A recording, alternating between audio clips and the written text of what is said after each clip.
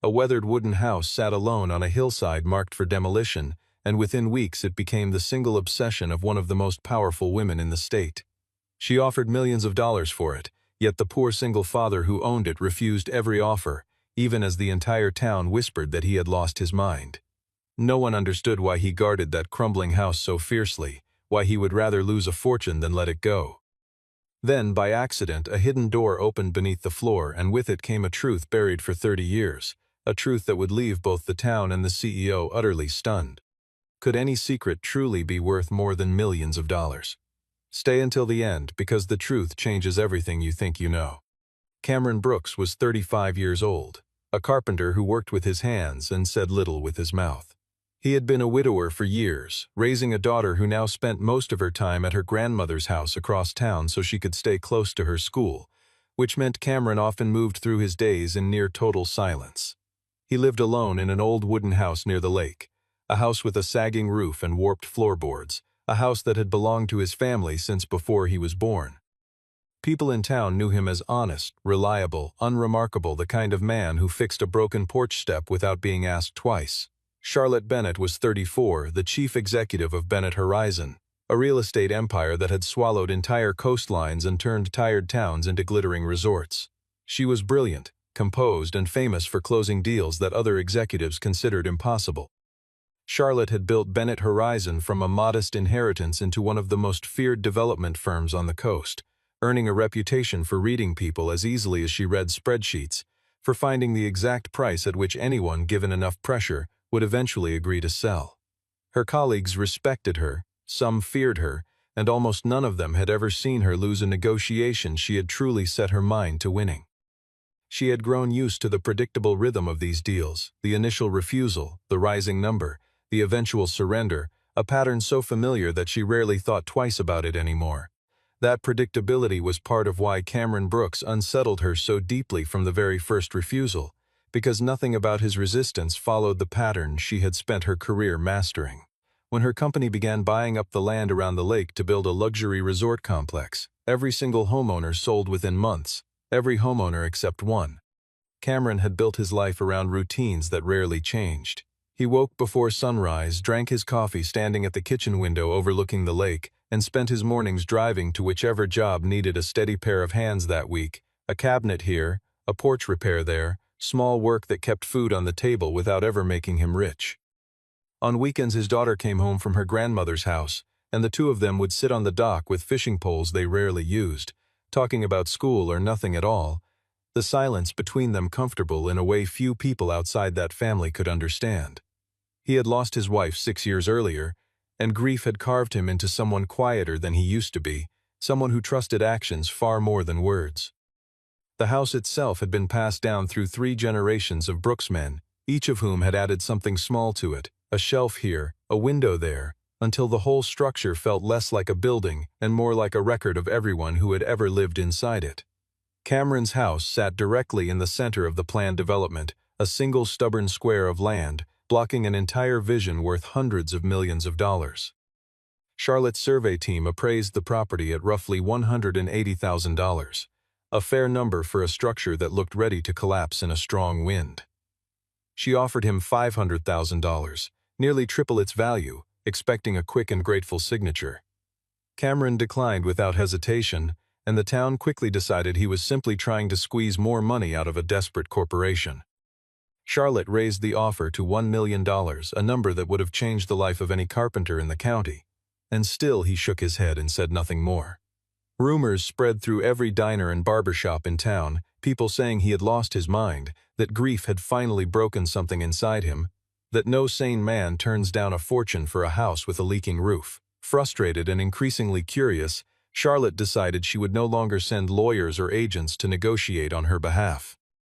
She would go to the house herself, and she would look this man in the eye and ask him exactly why he was destroying his own future over 4 crumbling walls.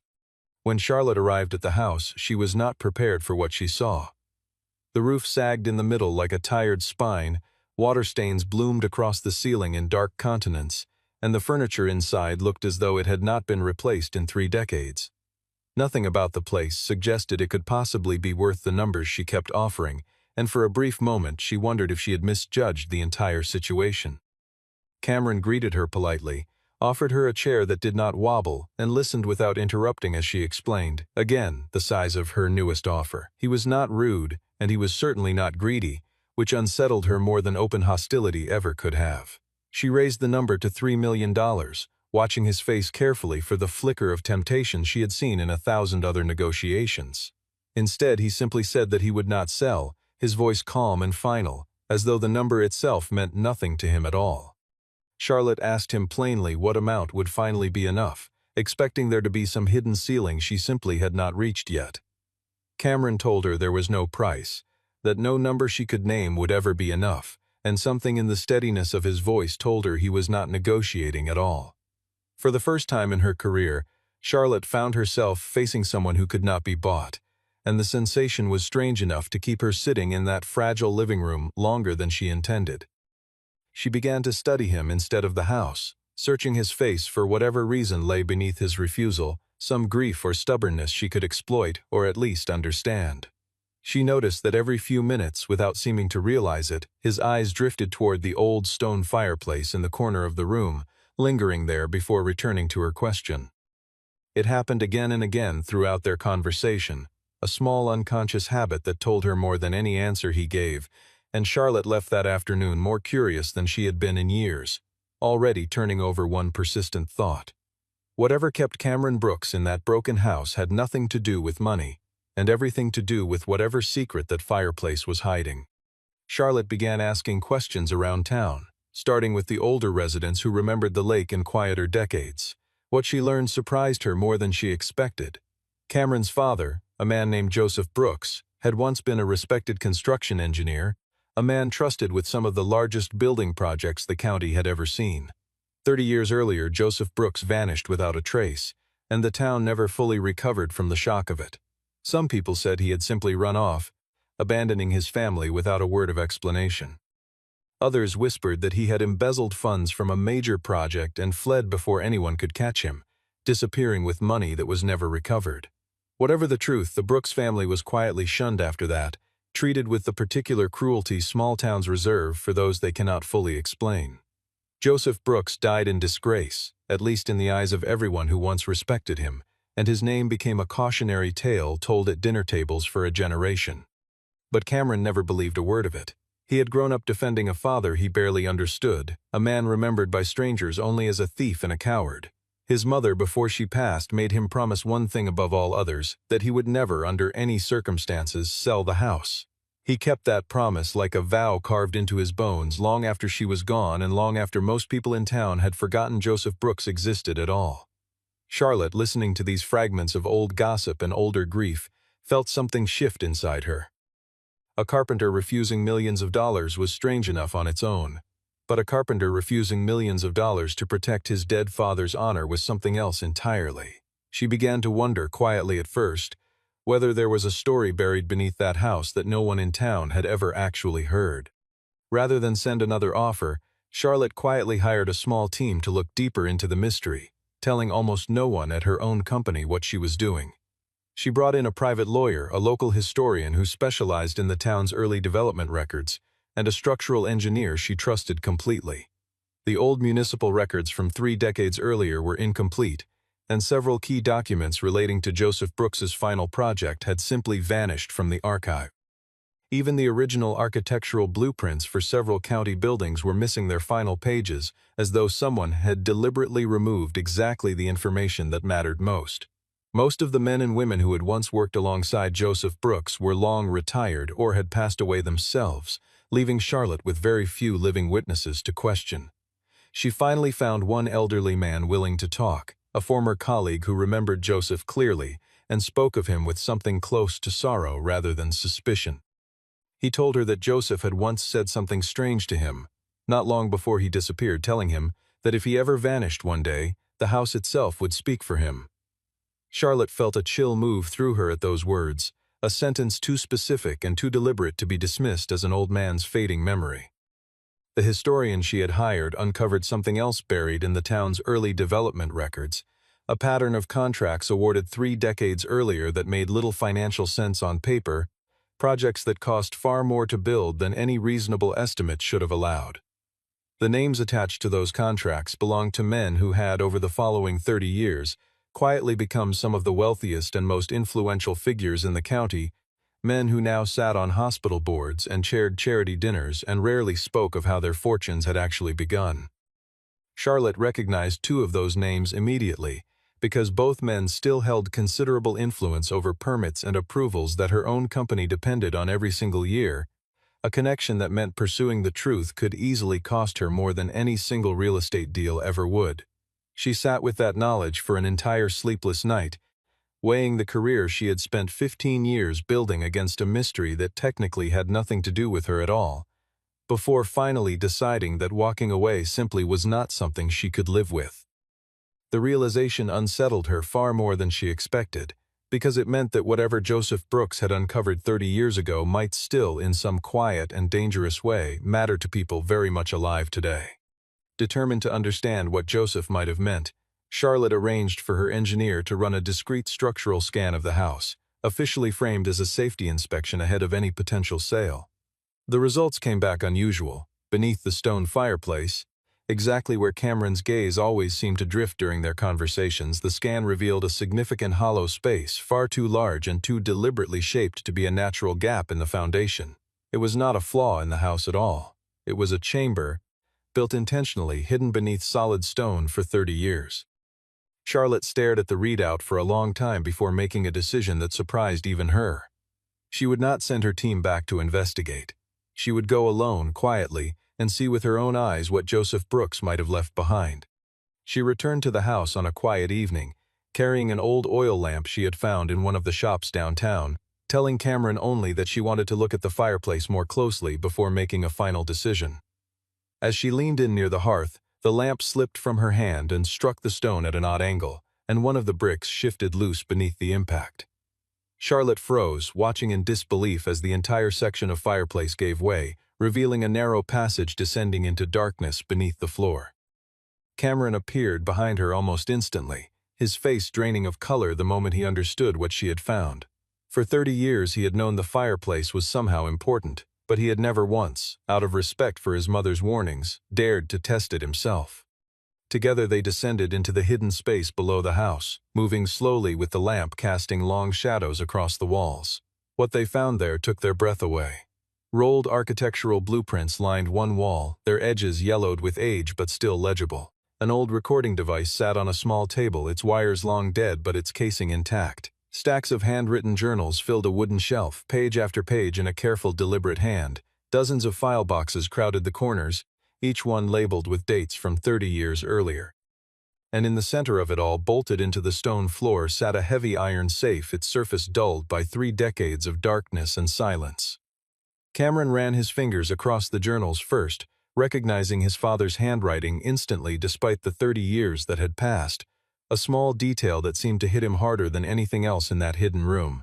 Charlotte stood back and let him have the moment, understanding instinctively that whatever they found next belonged to him far more than it belonged to any development deal.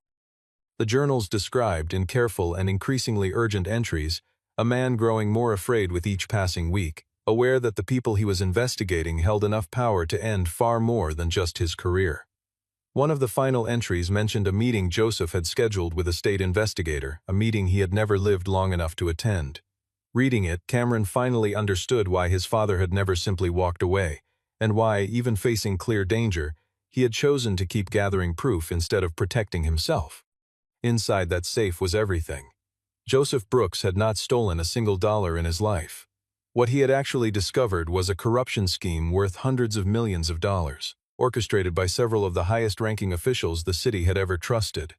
He had spent months quietly gathering proof, recording conversations, photographing falsified documents, building a case so complete it could have ended careers and sent powerful men to prison.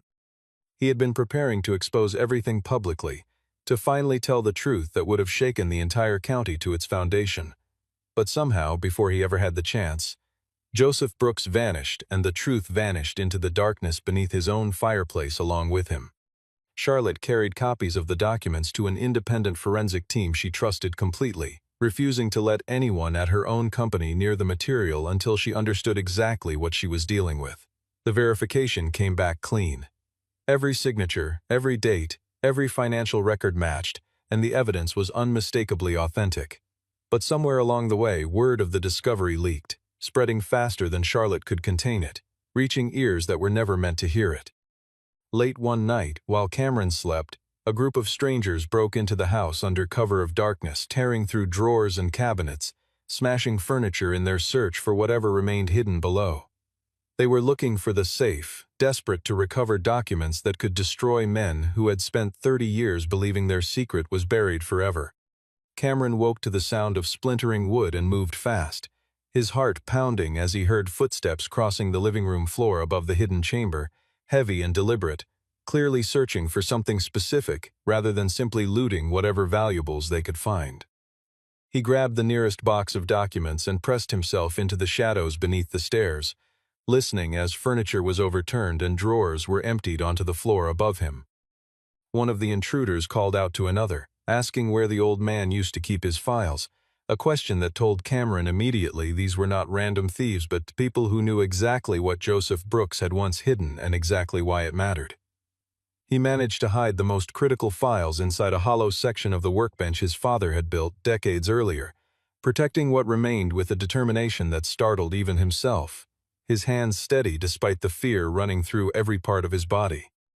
Charlotte arrived soon after, and for the first time she saw with her own eyes exactly what this house meant to him, watching him stand between strangers and his father's legacy without a single thought for his own safety.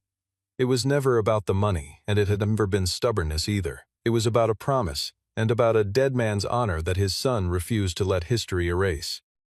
As the intruders fled into the darkness, one of them made a phone call from the edge of the property, his voice low and urgent, his voice trembling slightly as he explained that they had failed to reach the safe in time, that the carpenter had fought harder than anyone expected, telling whoever waited on the other end that the two had found the basement, and that everything Joseph Brooks once hid was no longer buried at all. On the other end of that call, silence stretched out for several long seconds before a low voice finally answered, warning that if the documents ever became public, everyone involved would have far more to lose than money. Charlotte made her decision within days. She released the documents publicly, working with journalists she trusted to ensure the story could not be buried or twisted before the truth had a chance to breathe. The story spread quickly across the region, then further as reporters uncovered new threads connecting old names to old crimes. Local police reopened the 30-year-old case, and investigators began issuing formal summons to several former officials who had spent decades believing they were untouchable. A formal hearing was scheduled downtown, drawing crowds large enough that officials had to open an overflow room simply to hold everyone who wanted to witness it. Charlotte sat beside Cameron in the front row as investigators laid out the evidence piece by piece, the blueprints, the recordings, the financial records that traced stolen funds through shell accounts and false invoices spanning years. Two of the men named in Joseph's old journals sat stiffly at the front of the room, their lawyers whispering beside them, their composure visibly cracking as document after document was read aloud into the public record. One by one, the truth about that old corruption scheme came into focus, and one by one the men responsible were forced to answer for what they had done. Reporters filled the hallway outside, cameras flashing each time another name was confirmed, each flash another small piece of 30 years of silence finally breaking apart in public view. Joseph Brooks, a man remembered for 30 years only as a thief and a coward, was finally cleared, his name restored in newspapers that had once condemned him without a trial. The entire town seemed to hold its breath collectively, stunned by how completely they had misjudged a man they thought they understood. People who had mocked Cameron for years, who had called him foolish behind his back and pitied him to his face, began quietly approaching him with apologies he had never expected to receive. The old wooden house, once dismissed as a worthless ruin standing in the way of progress, was suddenly seen in an entirely different light. It was no longer an obstacle to a resort development. It was a witness, a physical piece of history that had waited 30 years underground for someone brave enough to listen. Neighbors who had crossed the street to avoid Cameron for years now stopped by with pies and handshakes, awkwardly admitting they had believed the old rumors without ever questioning them. The owner of the local hardware store, who had quietly refused to extend Cameron credit more than once over the years, showed up personally to apologize and offer a standing discount that Cameron accepted only because refusing would have felt petty. Even the town newspaper, which had run a small unkind story about Joseph Brooks decades earlier, printed a lengthy front-page feature correcting the record full, complete with photographs of the hidden chamber and quotes from the investigators who had reopened the case. For Cameron, the apologies mattered less than he expected them to. What mattered was that his daughter would grow up knowing her grandfather's name meant honesty, not shame, a small but permanent shift that felt worth more than any of the numbers Charlotte had once offered him. Charlotte finally understood fully and completely why Cameron had refused every offer she made, why no number she could name would ever have been enough to buy what that house actually held. Rather than walk away from the deal entirely, Charlotte made an announcement that surprised her own board of directors far more than it surprised the town. The luxury resort project would proceed, but its entire design would change to accommodate one simple, non-negotiable condition. Cameron's house would remain exactly where it stood, untouched, unmoved, and unsold. She purchased the surrounding land as originally planned, but reshaped the entire layout so that the old wooden house sat at the very heart of the development instead of vanishing beneath it. In place of demolition, she proposed something no one expected, transforming the property into a heritage center dedicated to preserving the true history of the town, a place built around truth rather than profit. Cameron was offered the role of managing the site himself, spending his days among the same walls his father once walked, surrounded by the proof of a legacy finally restored. Planning the Heritage Center took the better part of a year, and Charlotte insisted on involving Cameron in every decision, from the layout of the exhibits to the wording on the informational placards that would greet visitors at the door. Architects on her own payroll proposed grand renovations at first, glass walkways and modern additions that would have transformed the house into something unrecognizable, but Charlotte rejected every version that erased the character of the original structure. She wanted visitors to see the house exactly as Joseph Brooks had left it, worn floorboards and all, because the imperfections were part of what made the story believable. Cameron spent long evenings sketching out how the hidden chamber should be preserved, deciding eventually that the narrow stone passage should remain untouched, lit only by a single lamp similar to the one Charlotte had carried down there herself. For the first time in 30 years, standing in that house without shame, Cameron felt something close to peace, as though his father had finally truly come home. In the months that followed, Charlotte found herself returning to the house far more often than any business obligation required. Their conversations slowly stopped revolving around money, contracts, or negotiations entirely. Instead, they spent their time restoring the place together, piece by careful piece, repairing the roof, refinishing the old floors, bringing warmth back into rooms that had sat cold and forgotten for years. They restored the overgrown garden behind the house, clearing away decades of neglect until flowers Cameron's mother once planted began to bloom again along the fence line. They cleaned and reorganized Joseph's old workroom, treating every tool and document with the quiet reverence of people handling something sacred. Charlotte learned to hold a hammer properly for the first time in her life that summer, laughing at her own clumsy first attempts while Cameron patiently corrected her grip without ever making her feel foolish for not knowing. In the workroom, they found an unfinished chair frame Joseph had apparently been building right before he disappeared, and Cameron decided to finish it exactly as his father would have, using the same joints and the same type of wood pulled from a stack that had sat untouched in the shed for 30 years. When it was finished, he placed it near the fireplace, a quiet piece of furniture that belonged to no one exhibit in particular, but somehow anchored the entire room.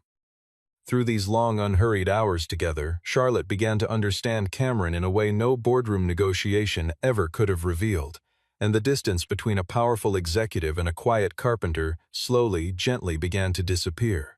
Neither of them spoke of it directly, but something had clearly changed between them, something warmer than partnership and steadier than mere curiosity.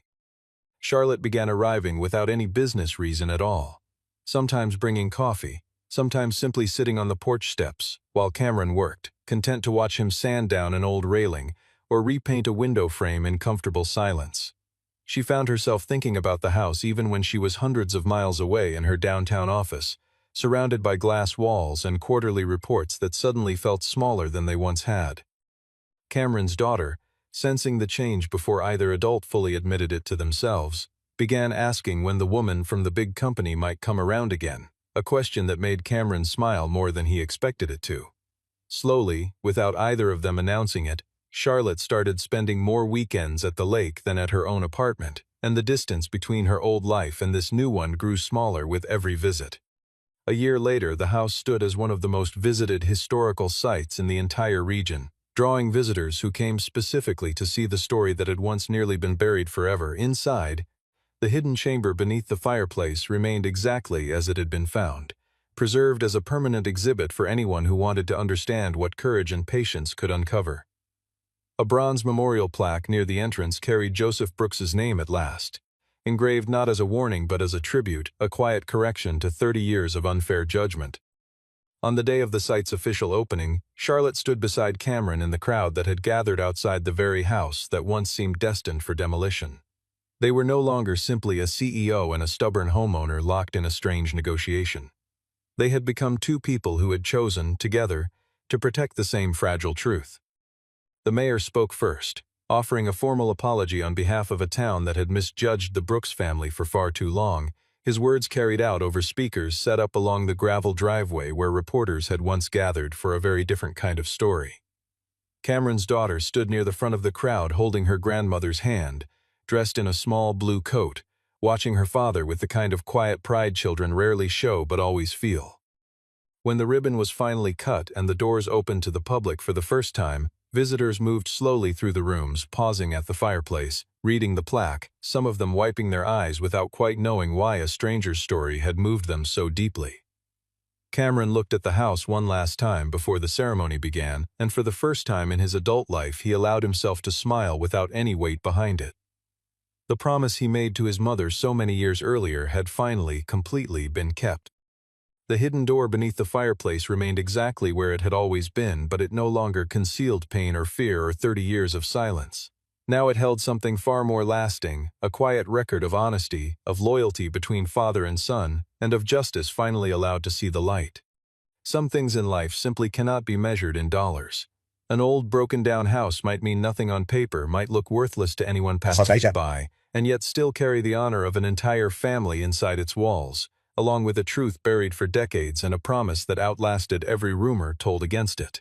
When greed finally collided with quiet determination, what remained standing afterward was not a fortune.